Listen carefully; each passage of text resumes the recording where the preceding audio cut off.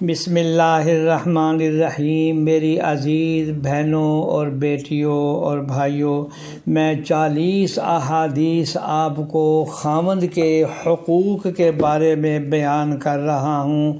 آج میں حدیث نمبر 17 آپ کو سنانے لگا ہوں۔ نبی اکرم سرور دو عالم صلی اللہ علیہ وسلم نے فرمایا، جو بھی عورت اپنے خامد سے بغیر عذر کے طلاق مانگے تو ایسی عورت پر جنت کی خوشبو بھی حرام ہے۔ یہ ابو داؤد شریف کی روایت ہے۔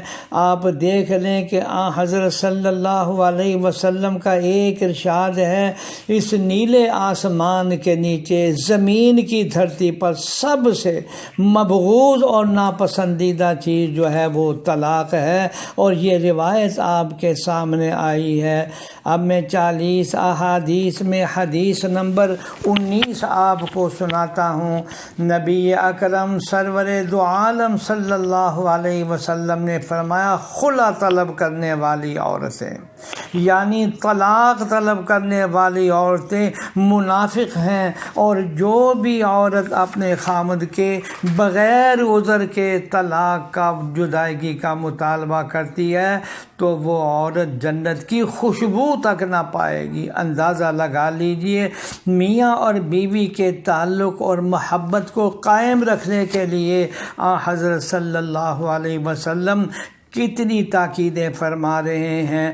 اور حدیث نمبر 19 کا ترجمہ سنانے لگا ہوں۔ رسول اکرم صلی اللہ علیہ وسلم نے فرمایا، عورت اپنے شوہر کے گھر کی نگران ہے، اور اس سے اس کی اس نگرانی کے بارے میں سوال کیا جائے گا، یعنی قیامت والے دن اس سے اس کی ذمہ داری سے متعلق پوچھا جائے گا۔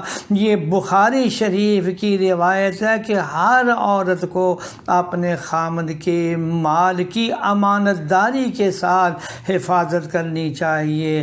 اللہ جل شانہ ہمیں صحیح سمجھ عطا فرمائے، آمین یا رب العالمین۔